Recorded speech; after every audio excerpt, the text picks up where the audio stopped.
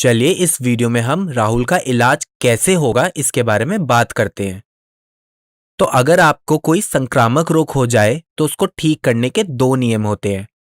पहला नियम है रोग के प्रभाव को कम कर देना और दूसरा है जिस कारण से वह रोग उत्पन्न हो रहा है उस कारण को ही समाप्त कर देना। अब इन दोनों नियम को लागू कैसे करना है आइए समझते हैं। अच्छा ये बताइए कि अगर आप बीमार पड़ते हैं तो आपको आपके घर वाले आराम करने की सलाह क्यों देते हैं? जरा सोचिए। ऐसा इसलिए क्योंकि बीमारी में आराम करने से हमें लाभ होता है और रोग से होने वाले लक्षण कुछ कम हो जाते हैं। और हमारे पहले नियम में क्या था? हमारे पहले नियम में भी यही बात थी कि रोग के प्रभाव को कम करेंगे। तो रोग के प्रभाव को कम करने का तरीका क्या है? पहला तरीका है पोषक भोजन खाना ताकि हमारे शरीर को शक्ति मिले। दूसरा है सही आराम लेना ताकि हमारे शरीर कम थकावट महसूस करे और रोग से लड़ने के लिए सक्षम बन सके।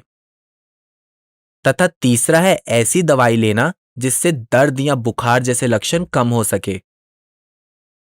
इसके अलावा अगला उपाय है कि हम बीमारी को जड़ से ही खत्म कर दें और इसके लिए हमारे पास है दवाएं। उदाहरण के तौर पर एंटीबायोटिक्स जैसे पेनिसिलिन। अब ये एंटीबायोटिक्स काम कैसे करते हैं आइए इस वीडियो के माध्यम से समझते हैं। तो जब हम कोई एंटीबायोटिक खाते हैं तो वह हमारे भोजन तंत्र से होते हुए हमारी छोटी आंत में पहुंच जाती है।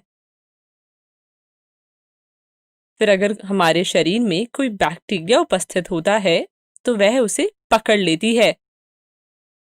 एंटीबायोटिक बैक्टीरिया में कोशिका भित्ति के उत्पादन को रोक देती है, जिसके कारण बैक्टीरिया अपनी कोशिका भित्ति नहीं बना पाता है और मर जाता है।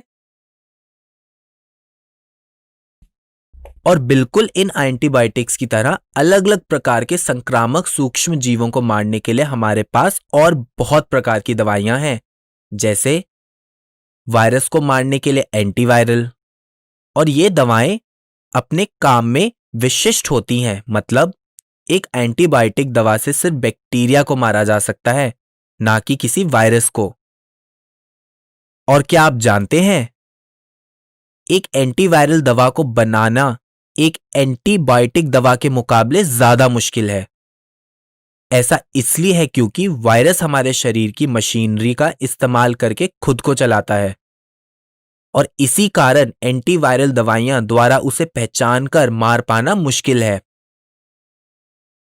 चलो ये तो पता चल गया कि मैं ठीक कैसे होऊंगा, पर आगे ये बीमारियां ना हो उसका भी कोई उपाय बता दो। राहुल के उपाय के बारे में हम अगली वीडियोस में पढ़ेंगे।